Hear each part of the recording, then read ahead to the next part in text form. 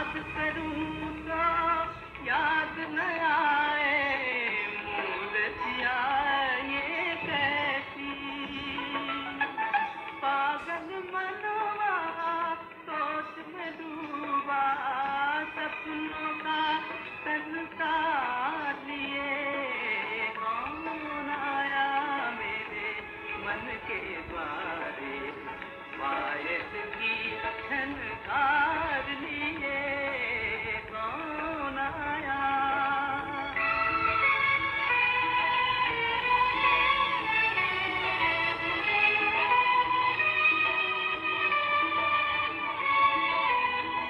एक पल सोचूं मेरी आशा रूप बदल कर आई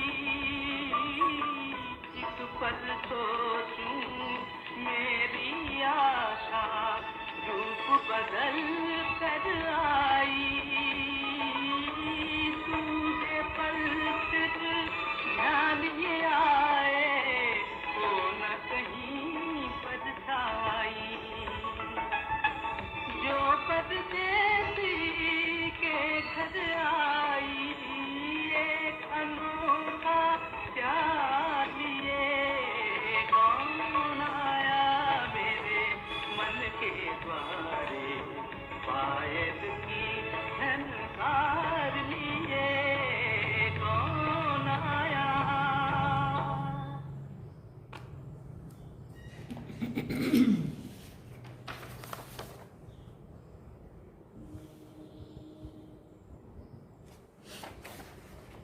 ओम शांति।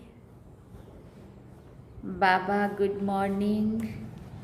आज बाबा के 27 अक्टूबर 2022 के महावाक्य हैं। बाबा ने सार में कहा, मीठे बच्चे, तुम्हें इस पतित दुनिया से अपना बुद्धि योग निकाल बेहद का सन्यासी बनना है। सन्यासी माना पूरे पवित्र और पक्के योगी। बाबा ने प्रश्न पूछा, कौन सी अवस्था आते ही माया के तूफान समाप्त हो जाते हैं? तो बाबा ने उत्तर में कहा, जब मेरा पति मेरा बच्चा डैश डैश ये मेरे से बुद्धि योग टूट जाएगा। मेरा तो एक शिव बाबा दूसरा ना कोई ये बुद्धि में पक्का होगा। एक बाप से ही पूरा बुद्धि योग लगा होगा, तब माया के तूफान समाप्त हो जाएंगे।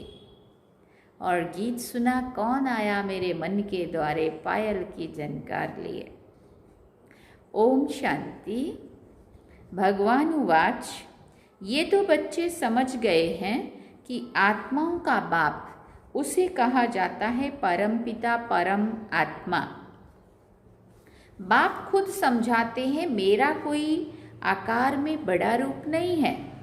जैसे आत्मा के लिए कहते हैं स्टार है, भ्रिकुटी के बीच में रहती है, वैसे मैं भी परम आत्मा हूँ, उसकी महिमा बड़ी है। ज्ञान सागर है, बाकी इतना बड़ा चित्र जैसे नहीं है। इतना बड़ा होता तो इस शरीर में घुस नहीं सकता। ये तो शिवलिंग की पूजा करते हैं तो बड़ा बनाते हैं, अंगूठे सदृश कहते हैं। आत्मा माना आत्मा सिर्फ उनको परम कहते हैं जो परम धाम में रहते हैं। तुम जानते हो इस समय है डेविल वर्ल्ड, आसुरी संप्रदाय। सतयुग में इस भारत पर देवताओं का राज्य था, अब तो आसुरी राज्य है। देखो क्या क्या खा जाते हैं। राक्षस का खान पान बताते ना, मांस मदिरा दारू ये सब। तो अभी खान पान लोगों का कैसा है? खान पान देखो तो कैसा, बोल व्यवहार देखो तो कैसा है ना। तो आसुरी राज्य बाबा ने इसको कहा, देखो क्या क्या खा जाते हैं। मांस मदिरा ये सब राक्षसी आहार है, इस बात को भी नहीं समझते हैं। स्कूल में भी कोई के अच्छे ख्यालात, कोई के रजोगुणी, कोई के तमोगुणी भी होते हैं। जो दूसरों को समझा नहीं सकते उनको बुद्धू कहेंगे।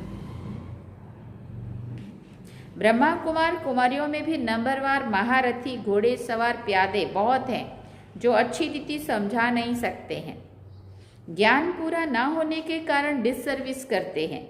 जितना जिसमें ज्ञान है उतना ही समझाएंगे। नंबरवार तो है ना, कहाँ भूले भी करते हैं। बच्चों को नशा रहना चाहिए कि हम तो देवता बन रहे हैं। क्या नशा रहना चाहिए कि हम तो देवता बन रहे हैं। बाप खुद कहते हैं मैं पतितों की दुनिया में आता हूँ। सतयुग में यही नारायण था, अब फिर इनके तन में आया हूँ। इनको ही नर से नारायण बनाता हूँ। नंबर 1 पूज्य भी यही था, अब नंबर 1 पुजारी भी यही बना है। फिर इनका ही ऑलराउंड पार्ट है। ये मेरा मुकर्रर तन है। सुना, ये चेंज नहीं हो सकता। ऐसे नहीं कि कभी दूसरे को चांस दूं। कोई ने पूछा था ऐसा बाबा से, बाबा ऐसा भी कैसा है कि यही हर बार कृष्ण बनेगा, यही ब्रह्मा बनेगा, किसी इतनी सारे और भी लोग हैं दुनिया में, तो भगवान किसी का भी रथ ले सकता है ना, ले लेना चाहिए ना। बाबा कहते नहीं, श्री कृष्ण की आत्मा यही है। आत्मा तो चेंज नहीं होगी ना, भले शरीर चेंज होता है। और जो पहले जन्म में श्री कृष्ण की आत्मा है सो अंतिम जन्म में ब्रह्मा बनेंगे, और जो ब्रह्मा बनेगी वही दादा लेखराज की जो आत्मा है वही श्री कृष्ण की आत्मा है। उनका ही नाम, उनको ही बाबा अपनाएगा और फिर उन्हों का नाम ब्रह्मा रखेगा, वही फिर श्री कृष्ण बनेंगे। ड्रामा है ना। तो बाबा कहते चेंज नहीं हो सकता, मेरा ये रथ मुकर्रर है। ऐसे नहीं कि कभी दूसरे को चांस दूं, इस बार ये ब्रह्मा बना दिया, अगली बार दूसरा बना दिया। बाबा कहते नहीं, ये ड्रामा बनाया है, इसमें चेंज नहीं हो सकती। बाबा कहते हैं मैं आता हूँ पतितों की दुनिया में, परंतु कोई को पतित कहो तो बिगड़ पड़ेंगे। परंतु जब भगवान उवाच है कि सब आसुरी संप्रदाय हैं तो मानना पड़ेगा। भगवान माना भगवान निराकार, न ब्रह्मा न विष्णु न शंकर न श्री कृष्ण। कहते हैं मैं परमात्मा भी तुम्हारे जैसा हूँ। भगवान उवाच मैं तुमको राजयोग सिखाने आया हूँ। योग की कितनी महिमा है, बहुत योग आश्रम खुले हैं, उसमें हठ योग आदि सिखाते हैं, परंतु तुम योग बल से सारे विश्व को स्वर्ग बनाते हो, विश्व को परिवर्तन करते हो। सारी दुनिया तो योग में नहीं रहती ना। योग की कितनी महिमा है, जिससे खास भारत स्वर्ग बनता है, परंतु कोई को पता नहीं है कि इसको स्वर्ग किसने बनाया है। जरूर ऐसा कोई स्वर्ग बनाने वाला होगा। बाप कहते हैं मैं ही आकर देवता बनने का कर्म सिखाता हूँ। ये तो बड़ा सहज है। वो बहुत यज्ञ करते हैं। यहाँ तुम कोई यज्ञ हवन करते हो क्या? धूप में भी खुशबू के लिए, धूप भी खुशबू के लिए जलाते हो। धूप अगरबत्ती जलाते हैं तो वो भी कोई पूजा कर रहे हैं ऐसा नहीं, लेकिन वातावरण अच्छा बने खुशबू वाला, उसके लिए जलाते हैं। बाबा कहते बाकी यहाँ कर्म कांड की कोई बात नहीं है। तो बाप अपना परिचय देते हैं कि मैं आत्मा हूँ जैसे तुम हो, परंतु मैं पुनर्जन्म नहीं लेता हूँ। जन्म लेता हूँ परंतु मरण में नहीं आता हूँ। जन्म लेता हूँ माना क्या बोलते उसको, अलौकिक दिव्य अवतरण। मेरी जयंती मनाते हैं। मैं स्तन में पढ़ाने के लिए आता जाता रहता हूँ, तो इसको मृत्यु नहीं कहेंगे। मैं आता हूँ देवता बनाने। आप जो आकर पढ़ेंगे सो बनेंगे, है ना। पढ़ेंगे भी वही जिन्होंने कल्प पहले पढ़ा होगा। बहुत काल से बिछुड़े हुए वही सिकिलदे बच्चे हैं। दूसरे थोड़ी 84 जन्मों में आते हैं। हम ही सारा 84 का चक्र लगाते हैं। मनुष्य तो बहुत जन्म लेने से तंग होते हैं। तुमको कहेंगे हम 84 के चक्र में नहीं आना चाहते हैं, परंतु हम कितने पहलवान हैं जो और ही खुश होते हैं। हम इस 84 के चक्र को याद करते करते चक्रवर्ती राजा बन जाते हैं। उन्हों के झंडे में भी चक्र है, फिर उन्होंने चरखा भी बना दिया है। उनके सामने तुम्हारा कोट ऑफ आर्म्स ठीक है। ऊपर में शिव बाबा त्रिमूर्ति, नीचे त्रिमूर्ति और चक्र बिल्कुल ठीक लगा है। ये तुम्हारा शिव का झंडा बिल्कुल ठीक है। तुमको समझाया है संन्यास दो प्रकार का है। एक है निवृत्ति मार्ग का संन्यास, जो जंगल में जाते हैं, वो है हाफ संन्यास, क्योंकि घर तो छोड़ा परंतु जो विकार छोड़ने थे, बुराइयां छोड़नी थी, वो नहीं छोड़ा। और यहाँ घर नहीं छोड़ना है परंतु विकारों को छोड़ना है। तुम्हारा है फुल संन्यास। फिर बाबा ने पूछा किसका? आसुरी दुनिया का संन्यास करते हो, मेरा पति, मेरा बच्चा, मेरा गुरु, अब उन सब मेरे से बुद्धि योग तोड़ते हो। घर से दूर नहीं, उन सब से दूर नहीं जाते, परंतु उनके साथ रह कर के भी बुद्धि से जो भी मेरा मेरा मेरा मानते थे उससे डिटैच होते हो। मेरा तो एक शिव बाबा, दूसरा ना कोई। जब तक ये अवस्था नहीं आएगी तब तक तूफान आते रहेंगे, झोंके खाते रहेंगे। बाप सारी दुनिया का संन्यास कराते हैं क्योंकि ये सब भस्म होना है। वो ऐसे नहीं कहते सब भस्म होना है। तुम रहते संबंधियों के बीच में हो परंतु उनको देखते बुद्धि वहाँ लगी हुई है, मेरा कुछ है नहीं। तो काम क्रोध किससे होगा? ये युक्ति बहुत अच्छी है परंतु जब बुद्धि में बैठे, इसको राजयोग कहा जाता है। तुम योग लगाते हो, राजाई लेते हो, वो है हठ योग। ये गुहिया पॉइंट्स हैं। योगी तो दुनिया में बहुत है परंतु बाबा कहते हैं एक का भी मेरे से योग नहीं है। कितने लोग मानते हैं, साधु सन्यासी महात्मा और भी कई लोग दुनिया में जो ऐसा मानते हैं बहुत योगी है, परंतु बाबा कहते हैं मेरे से तो योग लगता नहीं, लगाते नहीं है। क्यों नहीं लगता? लगाते क्योंकि जानते नहीं है। कहते हैं एक का भी, परंतु बाबा कहते हैं मेरे से एक का भी योग नहीं है। मेरे बदले मेरे निवास स्थान पर ब्रह्म तत्व से योग है।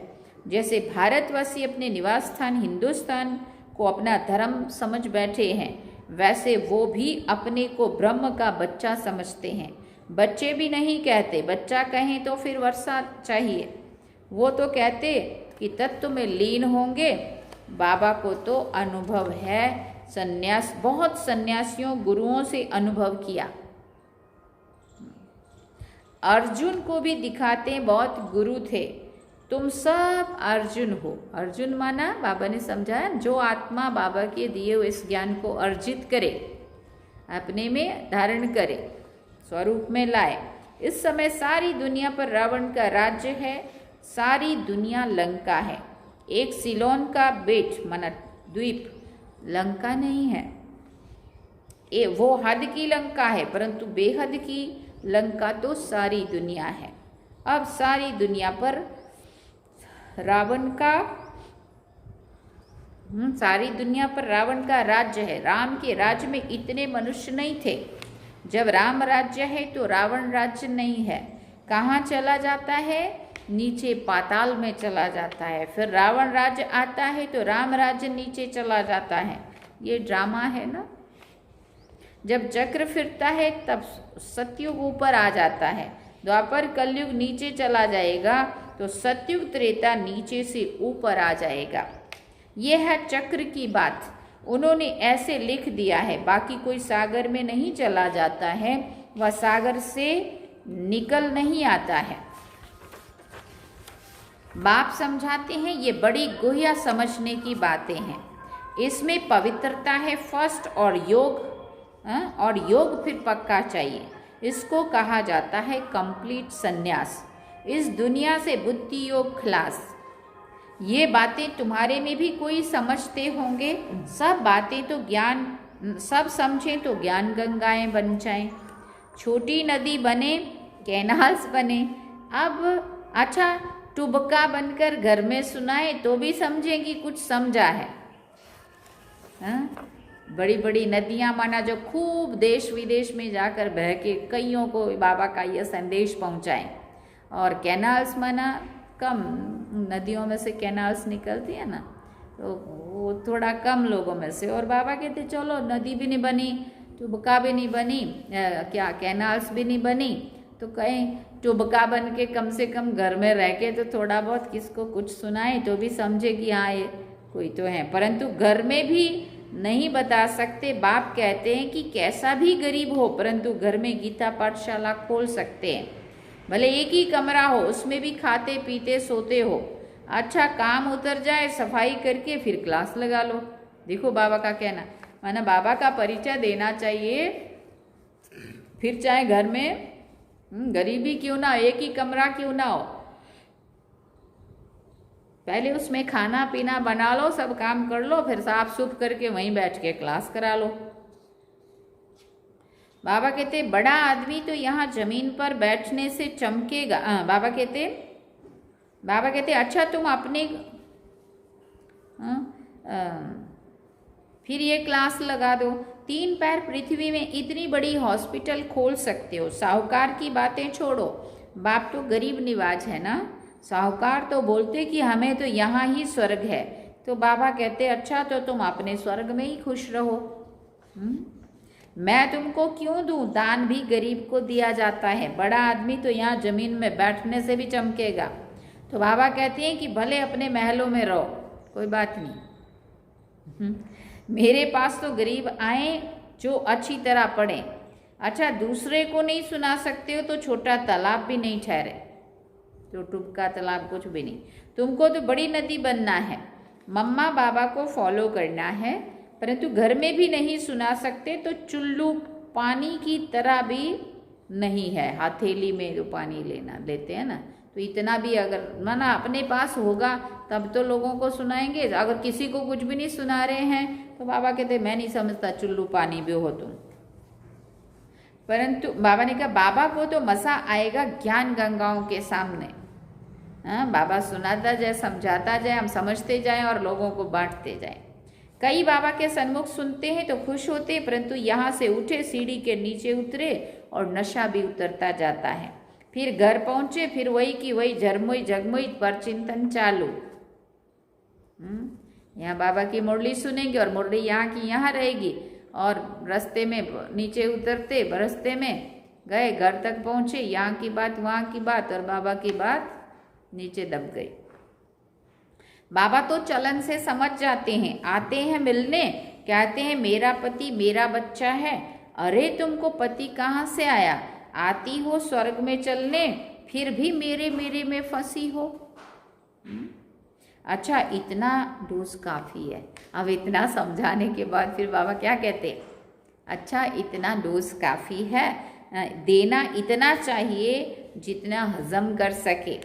बाबा ने नटशेल में बताया है, योग से तुम स्वर्ग की स्थापना कर रहे हो, बाकी बादशाही के लिए नॉलेज चाहिए। 2 सब्जेक्ट है। बाबा भी योग में रहने का पुरुषार्थ करते हैं, तब कहते हैं ना बिसरो ना याद करो, ना बिसरो ना याद रहो। अच्छा मीठे मीठे सिकिल दे बच्चों प्रति माता पिता बाप दादा का याद प्यार, और गुड मॉर्निंग। रूहानी बाप की रूहानी बच्चों को नमस्ते। हम रूहानी बच्चों की रूहानी माता पिता बाप दादा को दिल व जान सिकवा प्रेम से याद प्यार, गुड मॉर्निंग, नमस्ते, थैंक यू बाबा, शुक्रिया बाबा। अब धारणा के लिए मुख्य सार है। पहला पॉइंट, इस पुरानी दुनिया का कंप्लीट संन्यास करना है। पवित्रता और योग की सब्जेक्ट में फर्स्ट नंबर लेना है। दूसरी बात, ज्ञान गंगा बन पतितों को पावन बनाने की सेवा करनी है। मम्मा बाबा को फॉलो कर बड़ी नदी बनो। मम्मा बाबा को फॉलो कर बड़ी नदी बनो। बड़ी नदी बनो माना बाबा ने जो भी ज्ञान दिया सारा खुद के अंदर समझ में तो आया है, लेकिन उसको जितना बांटेंगे, जहाँ जहाँ तक भी जा जा के बांटेंगे। कहते ना ये नदी वहाँ से निकली वहाँ तक जाके मिली, और कोई की लंबाई कम, कोई की ज़्यादा, कोई की चौड़ाई कम, लंबा चौड़ाई ज़्यादा। तो ये क्या है, जिसमें ज़्यादा पानी किसी में कम पानी, माना ये भी ज्ञान के हिसाब से बाबा इसको तुलना करते हैं। किसी की गहराई ज़्यादा, कोई ऊपर ऊपर ही, कोई नदी आया पानी, क्या बोलते हैं, बरसात के पानी से ही बाढ़ आई और बाकी सूख गई, है ना। बाबा का मिलन हो गया, बाबा से ज्ञान मुरली सुन ली तो अंदर बाढ़ आ गई, ज्ञान आ गया, समझ में ओ पॉइंट्स आ गए, और जाके थोड़ा बहुत सुना लिया, नहीं तो सूख गए, है ना। तो बाबा कहते ये भी क्या है, बड़ी नदी बनो।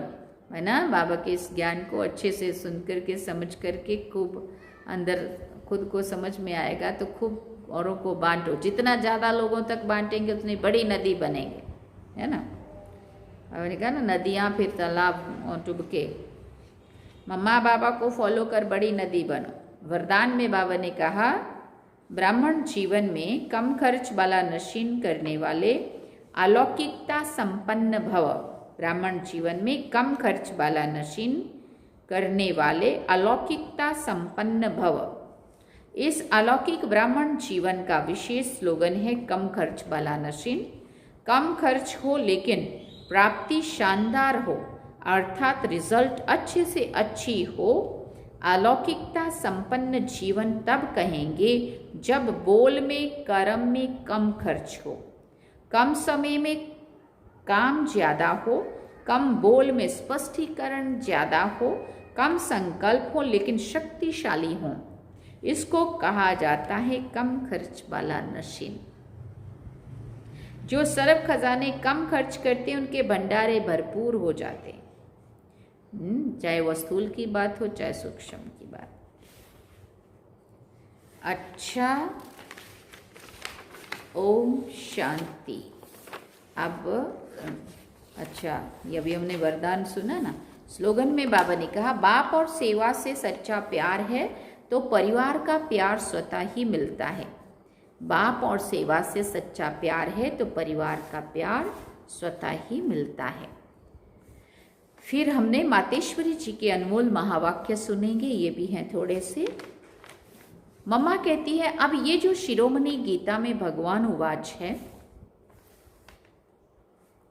बच्चे जहाँ जीत है वहाँ मैं हूँ, ये भी परमात्मा के महावाक्य हैं। पहाड़ों में जो हिमालय पहाड़ है उसमें भी मैं हूँ, और सांपों में काली नाग मैं हूँ। इसलिए पर्वत में ऊंचा पर्वत कैलाश पर्वत दिखाते हैं और सांपों में काली नाग। इससे सिद्ध होता है कि परमात्मा अगर सर्व सांपों में केवल काले नाग में है तो सर्व सांपों में उसका वास नहीं हुआ ना। अगर परमात्मा ऊंचे से ऊंचे पहाड़ में है, गोया नीचे पहाड़ों में नहीं है, और फिर कहते हैं जहाँ जीत है वहाँ मेरा जन्म है, गोया हार में नहीं हूँ। ये बातें सिद्ध करती है कि परमात्मा सर्वव्यापी नहीं है। एक तरफ ऐसे भी कहते हैं और दूसरी तरफ फिर ऐसे भी कहते हैं कि परमात्मा अनेक रूप में आते हैं। जैसे परमात्मा को 24 अवतारों में दिखाया है और कहते हैं कच्छ मच्छ आदि सब स्वरूप पर सब रूप परमात्मा के हैं। अब ये है उन्हों का मिथ्या ज्ञान। ऐसे ही परमात्मा को सर्वत्र समझ बैठे हैं, जबकि इस समय कलयुग में सर्वत्र माया ही व्यापक है, तो फिर परमात्मा व्यापक कैसे ठहरा। गीता में भी कहते हैं फिर माया में व्यापक नहीं हूँ। इससे सिद्ध है कि परमात्मा सर्वत्र नहीं है। दूसरी बात, अब ये तो हम जानते हैं कि जब हम निराकारी दुनिया कहते हैं तो निराकार का अर्थ ये नहीं है कि उनका कोई आकार नहीं है। जैसे हम निराकारी दुनिया कहते हैं तो इसका मतलब है जरूर कोई दुनिया है, परंतु उसका स्थूल सृष्टि मौफिक आकार नहीं है। ऐसे परमात्मा निराकार है, लेकिन उनका अपना सूक्ष्म रूप अवश्य है। तो हम आत्मा और परमात्मा का धाम निराकारी दुनिया है। जब हम दुनिया अक्षर कहते हैं तो इससे सिद्ध है कि वो दुनिया है और वो वहाँ रहते हैं, तभी तो दुनिया नाम पड़ा ना। अब दुनियावी लोग तो समझते हैं परमात्मा का रूप भी अखंड ज्योति स्वरूप ज्योति तत्व है। वो हुआ परमात्मा के रहने का ठिकाना, जिसको रिटायर्ड होम कहते हैं। तो हम परमात्मा के घर को परमात्मा नहीं कह सकते। अब दूसरी है आकारी दुनिया, जहाँ ब्रह्मा विष्णु शंकर देवताएं आकारी रूप में रहते हैं। और ये है साकारी दुनिया, जिनके दो भाग हैं। एक है निर्विकारी स्वर्ग की दुनिया, जहाँ आधा कल्प सर्वदा सुख है, पवित्रता और शांति है। दूसरी है विकारी कलयुगी दुख और अशांति की दुनिया। अब वो तो दो दुनियाएं क्यों कहते हैं? क्योंकि ये जो मनुष्य कहते हैं कि स्वर्ग और नरक दोनों परमात्मा की रची हुई दुनिया है, इस पर परमात्मा के महावाक्य हैं कि बच्चे, मैंने कोई दुख की दुनिया नहीं रची, जो दुनिया मैंने रची है वो सुख की रची है। अब ये जो दुख और अशांति की दुनिया है वो मनुष्य आत्माएं अपने आप को और मुझ परमात्मा को भूलने के कारण ये हिसाब किताब भोग रहे हैं। बाकी ऐसे नहीं है कि जिस समय सुख और पुण्य की दुनिया है वहाँ कोई सृष्टि नहीं चलती। अवश्य हम कहते हैं कि वहाँ देवताओं का निवास था तो वहाँ सब प्रवृत्ति चलती थी, परंतु इतना जरूर था कि वहाँ विकारी पैदाइश नहीं थी, जिस कारण इतना कर्म बंधन नहीं था। उस दुनिया को कर्म बंधन रहित स्वर्ग की दुनिया कहते हैं। तो एक है निराकारी दुनिया और दूसरी है आकारी दुनिया, तीसरी है साकारी दुनिया। अच्छा, मम्मा भी कहती है ओम शांति। हाँ, ये थे बाबा और मम्मा के महावाक्य जो हम सभी ने सुने। बाबा ने सार में कहा, मीठे बच्चे, तुम्हें इस पतित दुनिया से अपना बुद्धि योग निकाल बेहद का सन्यासी बनना है। सन्यासी माना पूरे पवित्र और पक्के योगी। और गीत क्या सुना? कौन आया मेरे मन के द्वारे पायल की झनकार लिए। तो कौन आया? क्या कहेंगे? कौन आया? शिव बाबा आया हमारे मन के द्वारे पायल की झनकार लिए, आवाज करता हुआ ज्ञान सुनाने के लिए, है ना। तो ये थे आज के बाबा के महावाक्य। अब हम बाबा को याद करेंगे। ओम शांति।